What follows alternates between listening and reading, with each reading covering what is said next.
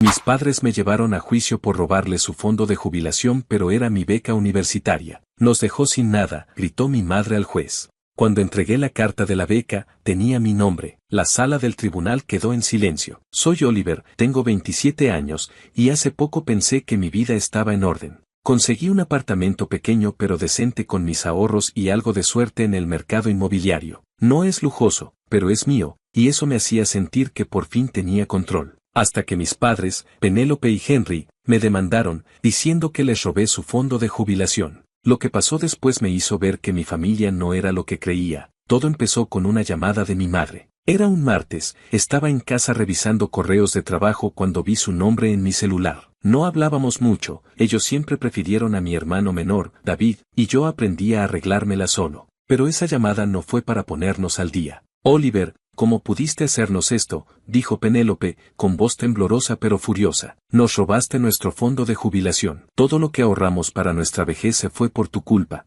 Vamos a llevarte a juicio si no lo devuelves. Me quedé sin palabras. ¿Robarles? No tenía acceso a su dinero, ni sabía cuánto tenían. Le pedí que me explicara, pero no quiso. Ya contratamos un abogado, dijo y colgó. Esa noche no dormí, dando vueltas, tratando de entender qué estaba pasando. Al día siguiente, llegó una citación judicial. Mis padres me demandaban por $250,000, diciendo que habían tomado préstamos para pagar mi universidad estatal y que yo desvié ese dinero. Pero yo nunca pedí préstamos. Siempre pensé que pagué mi carrera con trabajos a medio tiempo y una pequeña beca. Algo no encajaba. Llamé a mi amiga Ariana, una abogada que conocí en la universidad. Ella siempre estuvo ahí cuando mi familia me complicaba la vida. Le conté todo, y aunque estaba tan perdida como yo, dijo, esto suena raro, Oliver. Vamos a pedir todos los documentos de tu universidad y sus finanzas. Si hay algo turbio, lo encontraremos. Empezamos a investigar. Pedimos registros académicos, estados de cuenta de la universidad, cualquier cosa que explicara de dónde salió el dinero para mis estudios. Mientras tanto, mis padres no paraban. Penélope publicó en un grupo de Facebook local, diciendo que yo era un hijo desagradecido que los dejó en la ruina. Los comentarios de desconocidos que me juzgaban sin saber nada me dolían, pero no tenía tiempo para eso. Una noche, revisando correos viejos, encontré algo que me dejó helado. Era un email de mi primer año de universidad, de la Universidad de Crestwood, una privada a la que apliqué. Decía que me habían dado una beca completa, matrícula, alojamiento, todo cubierto. Recordaba que mis padres me dijeron que Crestwood era muy caro y que fuera a la estatal. Pensé que no me habían aceptado, así que lo dejé pasar. Pero ahí estaba la prueba,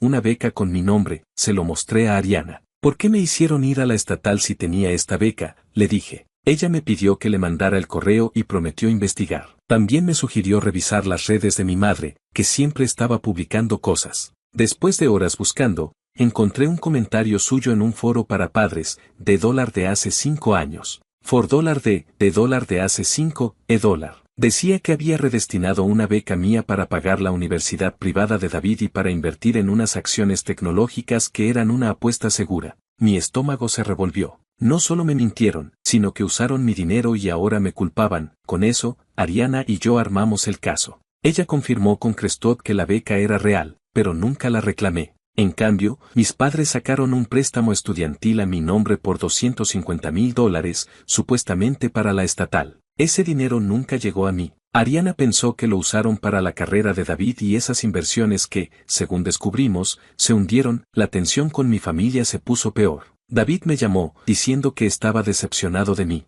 ¿Cómo les haces esto a mamá y papá?, dijo. Intenté explicarle, pero no escuchó. Mi padre me mandó un mensaje diciendo que si no llegaba a un acuerdo, lo pagaría caro. Me sentía traicionado, pero no iba a ceder. Ariana encontró más pruebas, transferencias bancarias raras desde la cuenta del préstamo a otras cuentas de mis padres. Las acciones en las que invirtieron colapsaron, dejándolo sin nada. Todo apuntaba a que usaron mi beca y el préstamo para vivir por encima de sus posibilidades, y ahora, al ver que yo tenía un apartamento, querían sacarme dinero. El día antes del juicio, Ariana y yo repasamos todo. El correo de la beca, el comentario de mi madre, los registros bancarios, una carta de Crestwood. Tenemos un caso fuerte, dijo Ariana, pero yo estaba nervioso. Enfrentar a mis padres en un tribunal era algo que nunca imaginé. Siempre supe que no éramos una familia unida, pero esto era otro nivel. La noche antes, miré mi apartamento, mi pequeño refugio. Si perdía, podía perderlo todo. Pero tenía la verdad, y con Ariana de mi lado, estaba listo para pelear. El día del juicio amaneció frío. Me puse un traje, agarré las pruebas y fui al tribunal. Vi a mis padres con su abogado. Penélope me miró con odio, Henry ni me miró. Supe que no había vuelta atrás. Iba a luchar por mi verdad. El tribunal era un edificio viejo, con paredes de madera gastada y un olor a humedad que se pegaba al aire. Ariana me esperaba en la entrada, con su maletín en la mano y una mirada decidida. «Lo tenemos, Oliver», me dijo, dándome un apretón en el hombro. «Solo mantén la calma y déjame hablar». Asentí, aunque mi estómago estaba hecho un nudo. Entramos y nos sentamos en la mesa de la defensa, mientras mis padres y su abogado, un tipo de traje caro y sonrisa confiada, se acomodaban al otro lado. El juez, un hombre mayor con gafas gruesas y expresión seria, entró y todos nos pusimos de pie.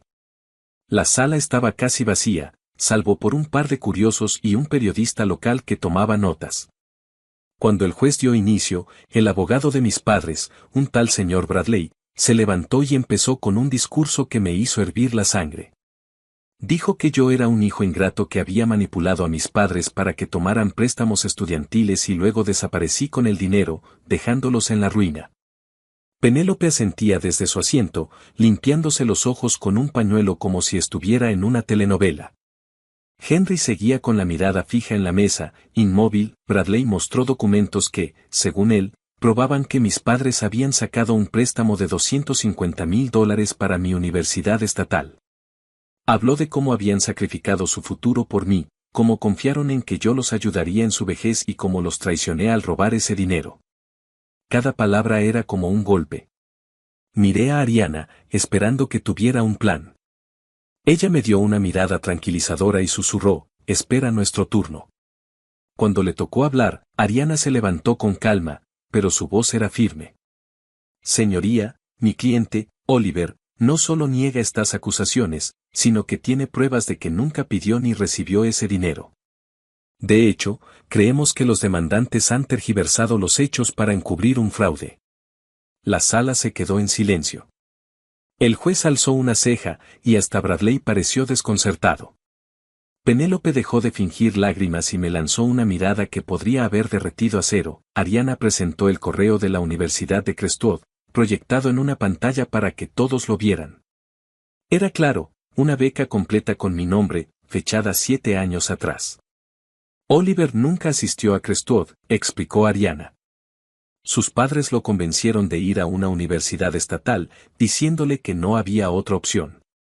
Pero esta beca cubría todo, matrícula, alojamiento, libros. No había necesidad de ningún préstamo. Luego mostró el comentario que encontré en el foro en línea, donde Penélope admitía haber usado mi beca para pagar la universidad privada de David y para invertir en acciones tecnológicas. «Esto no es solo una mentira», dijo Ariana, mirando al juez. «Es un intento de culpar a Oliver por las malas decisiones financieras de los demandantes». Sacó más pruebas, registros bancarios que mostraban transferencias del préstamo a cuentas de mis padres, ninguna de las cuales pasó por mí. También presentó una carta de Crestwood confirmando que la beca nunca fue reclamada, y estados financieros que mostraban que las acciones tecnológicas en las que invirtieron se desplomaron, dejando a mis padres con deudas. El juez escuchaba con atención, tomando notas. Bradley intentó interrumpir, diciendo que las pruebas eran irrelevantes y que yo había manipulado los documentos, pero el juez lo calló con un gesto. Entonces, Ariana llamó a un testigo, una empleada de la Oficina de Ayuda Financiera de Crestwood que confirmó, bajo juramento, que la beca era legítima y que mis padres habían contactado a la universidad para decir que yo no asistiría, sin mencionarme nada. Cuando llegó el turno de mis padres, Penélope se levantó, temblando de rabia. «Nos dejó sin nada», gritó, señalándome. «Todo lo que hicimos fue por él, y ahora nos traiciona». El juez le pidió que se calmara, pero ella siguió, diciendo que yo siempre fui egoísta, que nunca agradecí lo que hicieron por mí. Henry, por primera vez, levantó la vista y murmuró algo sobre cómo confiaron en mí. Fue como ver una obra de teatro mal ensayada. Ariana no se inmutó. Pidió permiso para presentar una última prueba, una copia del contrato del préstamo estudiantil, que mostraba que fue firmado únicamente por mis padres, sin mi firma en ningún lado. Oliver no tenía conocimiento de este préstamo, dijo. Nunca lo firmó, nunca lo solicitó y nunca vio un centavo de ese dinero. Los demandantes lo usaron para sus propios fines y ahora intentan culparlo. La sala quedó en silencio. El juez miró los documentos, luego a mis padres y luego a mí. Señorita Ariana, ¿está sugiriendo que los demandantes cometieron un fraude?, preguntó. Ariana asintió. Sí, señoría. Y creemos que una investigación más profunda revelará aún más irregularidades. Bradley intentó defenderse, diciendo que todo era un malentendido, pero el juez lo interrumpió. He visto suficiente por hoy, dijo. Necesito revisar estas pruebas con más detalle. La audiencia continuará mañana. Nos levantamos mientras el juez salía, y sentí un alivio mezclado con ansiedad. Ariana me dio un abrazo rápido. Lo hicimos bien, Oliver. Están acorralados. Esa noche, no pude dormir. Me quedé en mi apartamento, mirando las luces de la ciudad desde mi balcón. Pensé en cómo llegamos a esto. Siempre supe que mis padres favorecían a David, pero nunca imaginé que me mentirían sobre algo tan grande. Recordé los veranos trabajando en una cafetería para pagar mis gastos, mientras David iba a campamentos caros. Recordé las veces que Penélope me decía que no era realista soñar con una universidad como Crestwood. Todo tenía sentido ahora, pero dolía. Al día siguiente, el juicio continuó. Bradley intentó un nuevo enfoque, diciendo que yo sabía del préstamo y que había prometido devolverlo. Pero no tenía pruebas. Ariana lo destrozó en el contrainterrogatorio, mostrando que todas las comunicaciones sobre el préstamo eran entre mis padres y el banco, sin involucrarme. Luego, el juez hizo algo inesperado, preguntó si había más evidencia de las finanzas de mis padres. Ariana presentó un informe que había preparado con un contador, mostrando que mis padres habían usado el dinero del préstamo para pagar deudas de tarjetas de crédito, unas vacaciones a Hawái y la matrícula de David. Nada de eso tenía que ver conmigo. Penélope se puso pálida. Henry apretó los puños. Bradley parecía querer desaparecer. El juez tomó notas y dijo, esto es muy serio. No solo estamos hablando de una demanda civil, sino de posibles cargos criminales por fraude. Recomendaré que las autoridades investiguen. Cuando salimos del tribunal, Ariana estaba radiante. Oliver, esto está casi ganado. El juez vio la verdad. Pero yo no sentía victoria. Sentía un vacío. Mis padres no solo me mintieron, sino que intentaron arruinarme para cubrir sus errores. David, que estaba en la sala ese día, me evitó la mirada. No sabía si estaba avergonzado o si simplemente no le importaba. Esa noche, Ariana y yo fuimos a un bar para despejarnos. ¿Qué vas a hacer después de esto?, me preguntó. No lo sabía. Mi apartamento, mi refugio, ahora se sentía como un recordatorio de esta pesadilla. Pensé en venderlo, en irme a otro lugar, en empezar de nuevo. Pero primero, necesitaba que el juez diera su veredicto. Los días siguientes fueron tensos. Mis padres dejaron de contactarme, pero supe por un vecino que Penélope seguía publicando cosas en redes, diciendo que yo había destruido a la familia. No me importaba. Estaba cansado de sus mentiras. Ariana me mantuvo al tanto, el juez estaba revisando todo, y había rumores de que el caso podría derivar en una investigación fiscal contra mis padres. Una semana después, llegó el día del veredicto. Ariana y yo volvimos al tribunal, listos para lo que viniera. Mis padres estaban allí, más callados esta vez. El juez entró, se ajustó las gafas y empezó a hablar. Dijo que las pruebas eran claras, no había evidencia de que yo hubiera tomado o usado el dinero del préstamo. La demanda fue desestimada.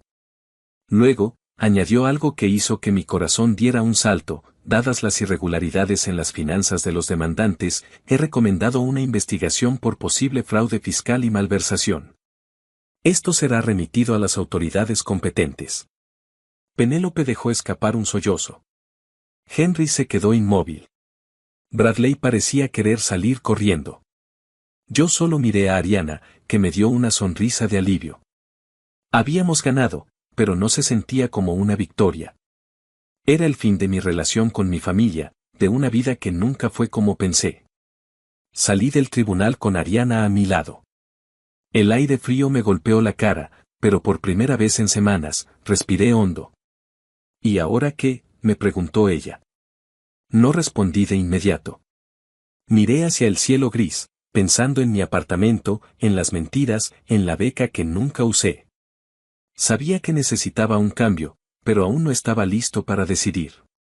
Primero, necesitaba cerrar este capítulo. Los días siguientes fueron extraños. La victoria en el juicio debería haberme hecho sentir libre, pero en cambio me sentía vacío. Mi apartamento, que antes era mi refugio, ahora me recordaba todo lo que había pasado. Cada vez que entraba, veía las paredes y pensaba en las acusaciones de mis padres, en el comentario de Penélope en ese foro, en la cara de David cuando no pudo mirarme en el tribunal. Decidí que no podía quedarme allí. Necesitaba un borrón y cuenta nueva, llamé a un agente inmobiliario y puse el apartamento en venta. No fue una decisión fácil, había trabajado duro para comprarlo, pero cada rincón estaba manchado por esta pesadilla. Mientras organizaba mis cosas, encontré una caja vieja con fotos de mi infancia. Había una de mí, David, Penélope y Henry en un picnic, cuando aún éramos una familia, o al menos cuando yo creía que lo éramos. La miré un rato y luego la guardé. No quería olvidar, pero tampoco quería cargar con ese peso. Ariana me ayudó con todo. Además de ser una abogada increíble, era una amiga que siempre sabía qué decir. Oliver, esto es una oportunidad, me dijo una tarde mientras tomábamos café. Vendiste el apartamento, tienes ahorros, y ahora sabes la verdad. Puedes ir a donde quieras, ser quien quieras. Sus palabras se quedaron conmigo. Empecé a buscar ciudades nuevas, lugares donde nadie conociera mi historia.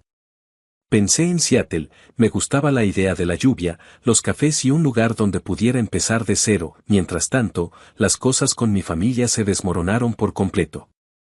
Supe por un amigo en común que las autoridades habían abierto una investigación contra Penélope y Henry por fraude fiscal. Los registros bancarios que Ariana presentó en el juicio fueron suficientes para que el IRS empezara a indagar. No sabía si enfrentarían cargos criminales, pero no me importaba. Había pasado toda mi vida tratando de complacerlos, de encajar en su idea de familia, y al final me traicionaron. Corté todo contacto. Bloqueé sus números, borré sus correos y, cuando Penélope intentó contactarme por redes sociales con un mensaje diciendo que solo querían lo mejor para mí, lo ignoré. David tampoco me buscó, y eso dolió más de lo que esperaba. Siempre pensé que, a pesar de todo, él y yo teníamos algo especial. Me equivoqué, la venta del apartamento se cerró rápido. Con el dinero, pagué las deudas menores que tenía, guardé una parte para emergencias y empecé a planear mi mudanza. Elegí Seattle porque sentía que era lo opuesto a la ciudad pequeña donde crecí, llena de chismes y recuerdos amargos. Ariana me ayudó a buscar un lugar para rentar y hasta me dio una lista de contactos en la ciudad, gente de su red de abogados que podían ayudarme a encontrar trabajo. No vas a estar solo, Oliver, me dijo. Y si necesitas algo, ya sabes dónde estoy. Antes de irme, decidí atar un último cabo suelto. Fui a la Universidad de Crestwood, que estaba a un par de horas en auto. No sé por qué, pero necesitaba ver el lugar donde debería haber estudiado. El campus era hermoso, edificios antiguos cubiertos de hiedra, estudiantes caminando con mochilas, un aire de posibilidad que nunca experimenté en la estatal. Entré a la oficina de ayuda financiera y hablé con la misma empleada que testificó en el juicio. Se llamaba Marta, una mujer amable que recordaba mi caso. Lamento mucho lo que pasó, me dijo. Esa beca era tuya. Merecías estar aquí. Le agradecí y salí al césped del campus. Me senté bajo un árbol y pensé en cómo habría sido mi vida si mis padres no me hubieran mentido. Quizás habría estudiado algo diferente, conocido otras personas, tenido otras oportunidades. Pero luego me di cuenta de que pensar en qué habría pasado no servía de nada. Lo que tenía ahora era una segunda oportunidad, y no iba a desperdiciarla. La mudanza a Seattle fue más fácil de lo que esperaba. Encontré un apartamento pequeño en un barrio tranquilo, con una cafetería en la esquina que se convirtió en mi nuevo lugar favorito. Con el dinero de la venta, me di el lujo de tomarme un par de meses para asentarme antes de buscar trabajo. Empecé a trabajar como freelance, haciendo consultoría para pequeñas empresas, algo que había aprendido en mi antiguo empleo. No era glamoroso, pero me daba flexibilidad y un ingreso decente. En Seattle, conocí a un grupo de personas en la cafetería. Eran un mix de artistas, programadores y estudiantes, todos con historias distintas. Una noche, durante una conversación, alguien mencionó haber tenido problemas con su familia por dinero. Me abrí un poco y conté mi historia, sin entrar en detalles. Para mi sorpresa, no me juzgaron. Una chica, Maya, me dijo, a veces, la familia no es la que te toca, sino la que construyes. Esa frase se quedó conmigo. Con el tiempo, empecé a sentirme en casa. Seattle tenía algo que me calmaba, la lluvia constante, las montañas a lo lejos, la sensación de que nadie esperaba nada de mí. Ariana me visitó un par de meses después, y pasamos un fin de semana explorando la ciudad. Te ves diferente, me dijo mientras caminábamos por el mercado de Pike Place. Más ligero. Y tenía razón. Por primera vez en años, no sentía el peso de las expectativas de nadie. Supe por las noticias locales que mis padres enfrentaron cargos por fraude fiscal. No entré en detalles, pero aparentemente tuvieron que pagar multas y estaban bajo supervisión. David se mudó a otra ciudad, según me contó un viejo amigo. No intenté contactarlo. Tal vez algún día lo haga, pero no ahora. Había aprendido que no podía cambiar el pasado, solo construir mi futuro. Una noche, sentado en mi nuevo apartamento, abrí mi laptop y escribí esta historia. Quería compartirla, no por venganza, sino porque tal vez alguien más está pasando por algo parecido. Si estás leyendo esto, quiero que sepas que no estás solo. A veces, las personas que más quieres son las que más te lastiman, pero eso no define quién eres. Yo encontré mi camino, y tú también puedes. Miré por la ventana, viendo las luces de Seattle brillar bajo la lluvia. Mi nuevo hogar no era perfecto, pero era mío. Y por primera vez, sentí que estaba exactamente donde debía estar.